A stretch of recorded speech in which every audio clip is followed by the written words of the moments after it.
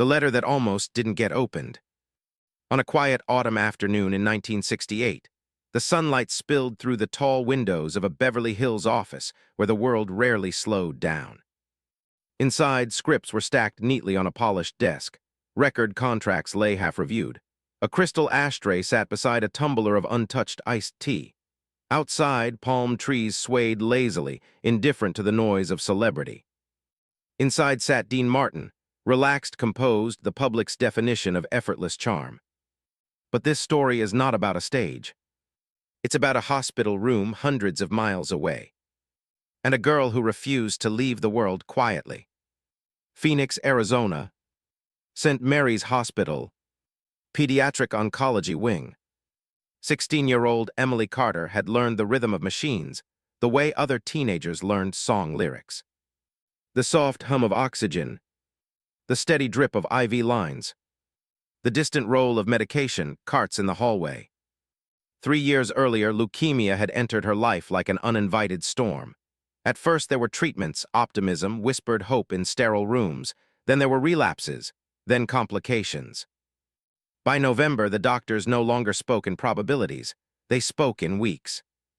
Emily understood. That was the thing about her. She always understood more than adults thought she did. What they didn't understand was this. She wasn't afraid of dying. She was afraid of disappearing. Her father used to sing while cooking Sunday breakfast. Old vinyl records would spin in their small living room, warm, velvet songs that filled the house like sunlight. Her favorite voice was Dean Martin's. To her, he didn't sound like a star. He sounded like home. When chemo burned through her veins and nausea stole her strength, her mother would play Everybody Loves Somebody softly on a bedside cassette player. Emily would close her eyes and imagine dancing in her family's kitchen again. Music made the room bigger. Music made pain smaller. Music made her feel alive. So one night when sleep refused to come and the moonlight cast pale shadows on hospital walls, Emily asked for a pen. Her hands trembled. The medication made her fingers stiff, but she wrote slowly, carefully, like each word mattered. Because it did. Beverly Hills. Margaret Donovan had worked for Dean for 12 years. She had seen everything: obsessed fans, desperate actors, emotional letters, extravagant gifts. But something about this envelope stopped her. The handwriting wasn't polished, it wasn't decorative, it was deliberate, every letter pressed into the paper with effort. She opened it, and as she read, her expression changed. There was no dramatics in the letter, no begging, no theatrical language. Just this. Dear Mr. Martin, I don't know if this will ever reach you. My name is Emily. I'm 16. I've been in the hospital for a long time now. The doctors say I don't have much time left. I just wanted to thank you. Your music has made some very hard days feel softer. My dad used to sing your songs when I was little. When I hear your voice, I remember that version of life. I don't expect anything. I just thought you should know your songs matter.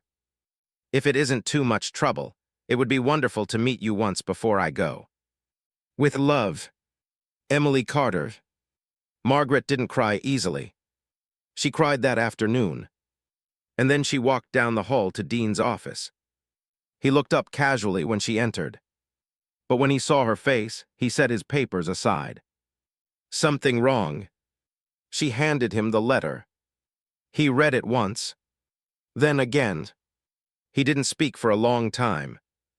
Dean Martin was known for cool detachment, for effortless charisma, for the appearance that nothing rattled him. But those who truly knew him knew something else. He had children. He understood what 16 meant. 16 was prom dresses, and driver's licenses and first loves. 16 was not hospital ceilings. When he finished reading, he folded the letter slowly. Where is she? Phoenix, Margaret said quietly. He leaned back in his chair. Outside, traffic moved. Telephones rang in distant rooms. Hollywood continued spinning. Inside, something shifted. He didn't say anything dramatic. He didn't call a press conference. He didn't ask about publicity. He simply said, "Clear the schedule." Margaret blinked. "Dean, you have recordings, the show taping." Clear it. His voice wasn't loud, but it was final. That night he sat alone in his home and read the letter again. There's something strange about fame. Millions know your voice. You know none of them. But occasionally one voice reaches back. Emily hadn't asked for a concert. She hadn't asked for attention. She had thanked him. That was what stayed with him. Gratitude from someone losing everything. He picked up the phone. There are stories about celebrities doing grand gestures. This wasn't that. This was quieter, more personal. He called the hospital administrator himself. He asked questions. He listened carefully. He did not mention press. He did not mention cameras. He only said, "I'd like to visit, if that's all right with her family." Meanwhile in Phoenix, Emily was fading. Her hair had thinned, her energy came in fragile bursts. Some days she could sit up, some days she couldn't. But she never stopped asking for music. Her father kept a small tape recorder beside her bed. When the hospital corridors grew still at night, Dean Martin's voice drifted softly through sterile air. Volaire. Nurses noticed she smiled when it played. Even in pain. Especially in pain. 2 days later, the hospital received a call. Then another's. Then another's. Staff members exchanged glances. The administrator walked carefully into the Carter family's small consultation room. "Mr. and Mrs. Carter," he said gently, "there's someone who would like to visit Emily." They assumed it was a distant relative. They nodded politely. The administrator hesitated. "It's Dean Martin." Silence. Then disbelief. Then tears. Emily's mother covered her mouth with both hands. Her father stared at the floor. Not because it was a celebrity, but because someone had listened. That evening, Emily was resting when her mother sat beside her. "Sweetheart," she whispered, brushing soft strands of hair from her daughter's forehead, "do you remember writing that letter?" Emily smiled faintly. "Yeah." "You might have a visitor." She shrugged lightly. "That's okay." Her mother's voice trembled. "No, honey, a special one." Emily turned slowly. "Like who?" Her mother leaned close.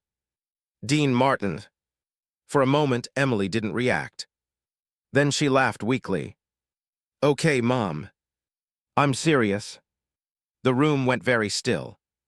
Her eyes widened, not with excitement, but with something deeper. "Hope is dangerous when you're sick." She didn't want to hold it. "What if he does?" she whispered. Her father stepped forward. "He is." Tears slipped silently down her temples into the pillow. Not because she was meeting a star, but because someone had crossed distance for her. And in that moment, she didn't feel invisible. Far away, Dean sat on a plane bound for Phoenix. He didn't bring an entourage. He didn't bring cameras. He brought sheet music. He brought time. And something else. He brought presence. He didn't yet know that the next few days would change him. He didn't yet know that a 16-year-old girl in a hospital bed would remind him why music mattered. But he was about to. And when he walked through those hospital doors, the world outside would pause. Because sometimes the most powerful stages are the smallest rooms. When the door opened, the hallway outside Emily Carter's room smelled faintly of antiseptic and coffee. Late afternoon sunlight stretched across the polished hospital floor, turning everything gold for just a few minutes, the kind of light that makes ordinary places feel sacred. Nurses tried to behave normally. They failed. Word had traveled carefully, quietly. No announcements. No media. Just whispers passed between staff members who had grown protective of the fragile girl in room 214. "He's really coming." "Yes." "When?" "Any minute." Inside the room, Emily adjusted the thin blanket around her shoulders. She was sitting up for the first time that day, propped carefully by pillows. Her breathing was shallow but steady. Her father stood by the window, pretending to check the blinds. Her mother held her hand. No one wanted to overreact. Hope was fragile in that room. Then there was a knock. Not dramatic, not rushed, just polite. 3 soft taps. Emily's father opened the door. And there he was. No stage lights. No spotlight. No microphone. Just Dean Martin in a simple suit, hands loosely clasped in front of him, eyes gentle. He didn't step in immediately. He looked at Emily first. "Hi," he said softly. Not "hello, darling." Not a performance voice. Just "hi." For a moment, Emily simply stared. He looked exactly like himself, but smaller somehow, more human. "You're real," she whispered. He smiled, that familiar crooked half-smile the world adored. "Last time I checked." A nurse in the hallway wiped her eyes quickly. Dean stepped inside and closed the door behind him. He didn't rush to her bed. He didn't overwhelm her. He pulled a chair over and sat beside her like an old friend dropping by. "I got your letter," he said. Emily swallowed. "I didn't think you would." "Well," he shrugged lightly, "you write a pretty convincing thank you note." She laughed, a small, breathy sound, but it filled the room like music. Her parents watched in quiet disbelief. There was no entourage. No assistants hovering. Dean had come alone. The first conversation.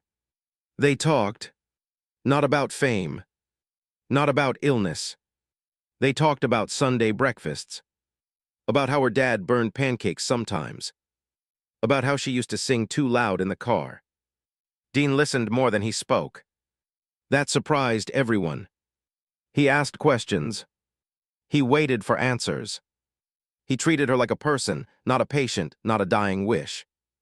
At one point she asked, "Are you nervous performing in front of big crowds?" He chuckled softly. "Crowds know one person, sometimes." She tilted her head. "Why?" "Because one person matters more." The room fell silent again, not heavy but meaningful.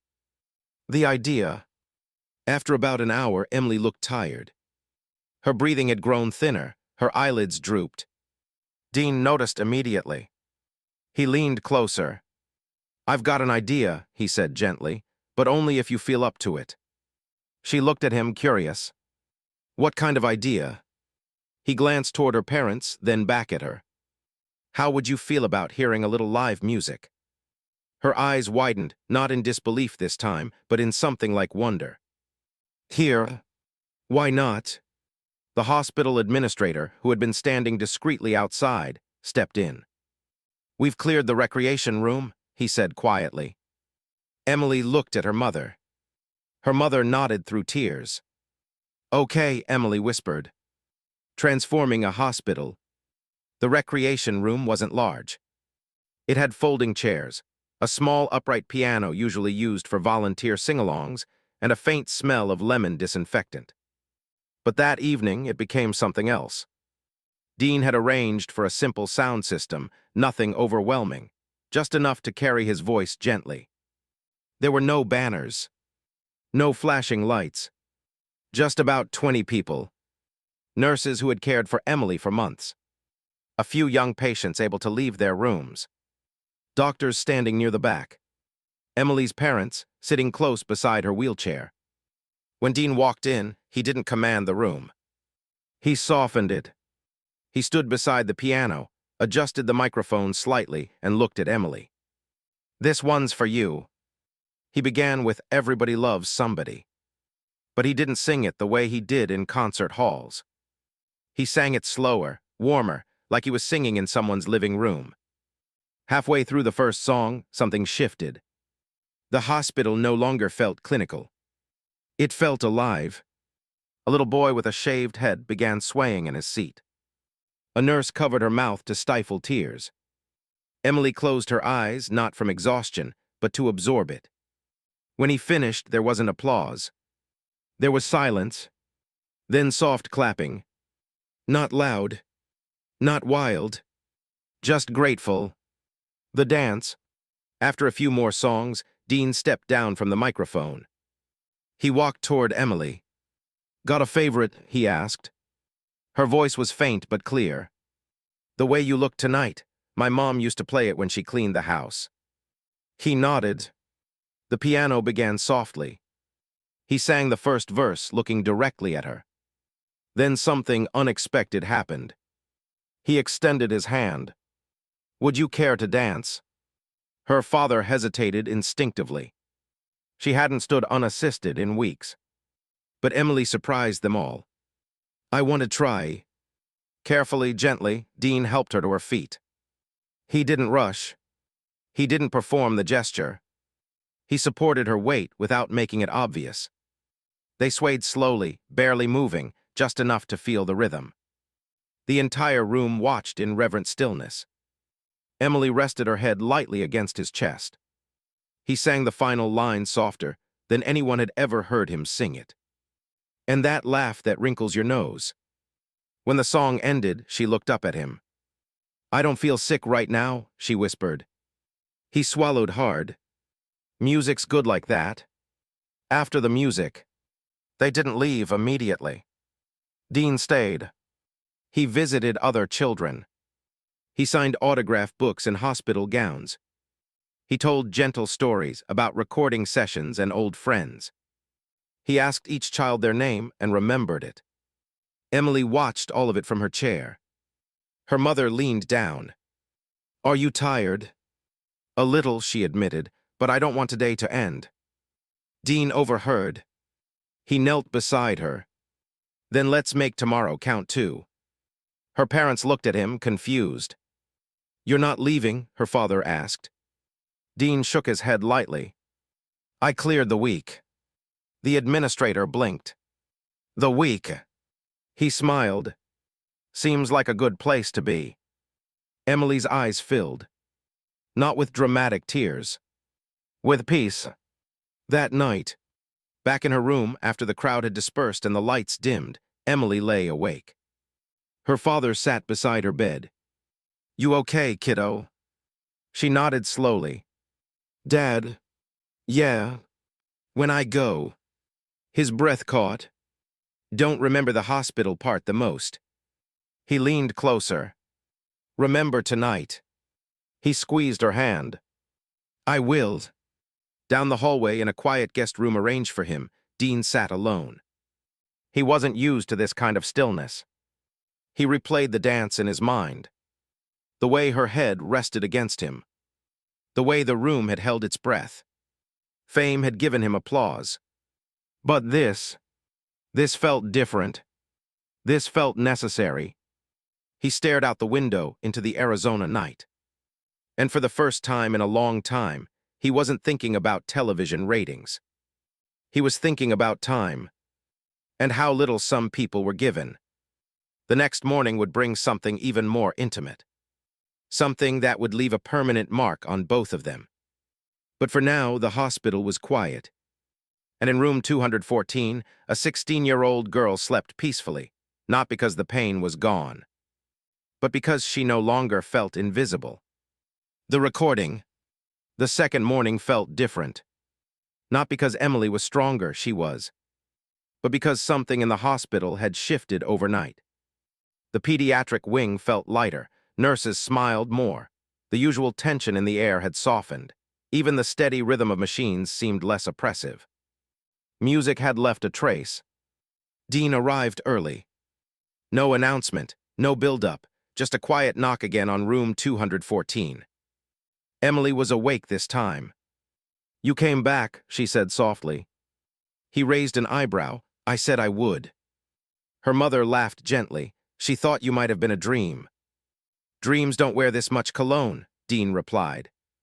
Emily giggled and then coughed. He noticed immediately. He always noticed. He didn't rush into singing that morning. Instead, he pulled a chair close to her bed. I was thinking about something, he said. You thanked me in your letter, but I never thanked you. Her forehead creased. For what? For reminding me what songs are for. She blinked slowly. He leaned forward. Would you like to make something together? She looked confused. What do you mean? He glanced toward the hallway. A nurse stepped in carefully with a small portable recording setup, nothing flashy. Just a microphone stand, a reel-to-reel unit, and cables neatly wrapped. Emily stared at it. "You want to record me?" "I want to record us," he corrected gently. Her breathing quickened slightly, not from illness but from disbelief. "I'm not a singer." He tilted his head. "Everyone's a singer. Some people just haven't been invited yet." Finding her voice, they adjusted the room carefully. The lights dimmed a little. Machines were moved just enough to avoid background noise. Dean sat beside her bed, not across from it. "Let's start simple," he said. "You know the way you look tonight." She nodded faintly. He began humming the melody softly. "Don't try to sing loud," he instructed. "Just sing true." Her first attempt was fragile. Thin, barely audible. She stopped midway. "I can't." He shook his head. "You can." He leaned closer, lowering his voice to almost a whisper. "When you were dancing yesterday, you weren't thinking about singing. You were just feeling. That's all this is." She closed her eyes, took a careful breath, and tried again. This time, something changed. Her voice was still soft, but it was steady. Not perfect, not trained, but honest. Dean joined her gently, weaving harmony beneath her melody instead of overpowering it. The nurse by the door covered her mouth. Emily's mother sat frozen in her chair, tears slipping silently down her face. Her father stood near the window, shoulders trembling. They weren't hearing a professional duet. They were hearing their daughter alive. Between takes, after the first full run-through, Emily leaned back against her pillows, exhausted but glowing. "That felt different," she whispered. "Different how?" "Like I wasn't in a hospital." Dean nodded slowly. "That's the trick. Music doesn't remove where you are, it changes how it feels." She studied him. "Do you ever get tired of singing the same songs?" He smiled. "Sometimes, but not when they mean something new." She thought about that. "Does this mean something new?" He didn't hesitate. "Yes." A private conversation. Later that afternoon, when her parents stepped out briefly to speak with a doctor, Emily looked at Dean more seriously. "Can I ask you something?" "Of course." "Are you scared of dying?" The question wasn't dramatic, it was curious. He didn't brush it aside. "Sometimes," he admitted. "Mostly I'm scared of not having said what mattered." She absorbed that. "I don't think I'll get to say everything." He leaned forward. "You don't have to say everything, just the important parts." Her eyes shimmered. "I don't want my little brother to remember me sick." "Then let's give him something else to remember." She swallowed. "Can I record something for him?" He nodded immediately. "We'll make it the best message he's ever heard." The message. They set up the microphone again. Emily looked smaller now. The effort of singing had drained her strength. But her eyes were bright. She cleared her throat softly. "Hi, Tommy." Her voice wavered slightly, then steadied. "I know you don't like hospitals, I don't either." Dean stood just out of frame, watching quietly. "I met Dean Martin," she continued, a tiny smile forming. "He sings louder in person." He smirked silently. "And we made a song together. So when you miss me, you can play it. And instead of remembering the tubes and stuff, remember that I got to dance." She paused. Her breathing grew heavier. "I want you to do brave things, okay? Even when they're scary, especially then." The room was completely silent, except for the soft hum of equipment. "I love you more than pancakes, and that's a lot." She leaned back, eyes closing. "That's enough," she whispered. Dean stepped forward and gently stopped the recording. No one spoke. Because there are moments you don't interrupt. The third day. By the third day, Emily was visibly weaker. Her hands trembled more, her voice required more effort. But she insisted on one more recording. "Moon River," she said quietly. He nodded. This time he sang first. Soft, almost like a lullaby. When her part came in, she didn't try to project. She let the microphone do the work. Her voice floated, fragile but luminous. Halfway through, she reached for his hand. He took it without missing a note. When the song ended, she didn't open her eyes right away. "That's the one," she whispered. He squeezed her hand gently. "Yes, it is." That evening, Dean stayed long after visiting hours ended. The hospital allowed it. Some rules bend when humanity walks in. He sat beside her bed as she drifted in and out of sleep.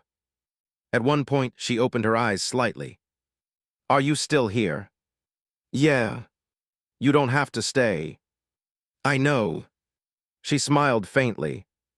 "You're different than I thought you'd be." "How is that?" "Quieter." He chuckled softly. "Don't tell anyone, I've got a reputation." Her lips curved. Then her breathing evened out into sleep. He stayed another hour anyway. In the hallway, outside the room, Emily's father approached him. "I don't know how to thank you," he said, voice breaking. Dean looked at him steadily. "You don't." The father blinked. "You raised her, I just sang." The man covered his face, overwhelmed. Dean placed a firm hand on his shoulder. "She's braver than anyone in this building." He meant it. That night back in his guest room, Dean listened to the recordings alone. He heard the softness in her voice, the effort between breaths, the quiet courage in every note. And for the first time in years, music didn't feel like performance. It felt like legacy. He didn't know how many days she had left. But he knew this. She wouldn't disappear. Her voice was on tape. Her laughter was in the air. Her courage had altered something inside him. Tomorrow would be their last full day together. Neither of them said it out loud. They didn't need to. The last song. By the fourth morning, everyone in the pediatric wing understood something without saying it. Time had become fragile. Emily's strength was thinner than before. Even lifting her hand required effort. Her breaths were shorter now, spaced carefully, like her body was conserving something. But her eyes, they were clear. Dean arrived earlier than usual. He didn't knock this time. He stepped inside softly, almost instinctively, like he already knew the rhythm of the room. Emily was awake. "Morning," he said. She smiled faintly. "You're early." "Couldn't sleep."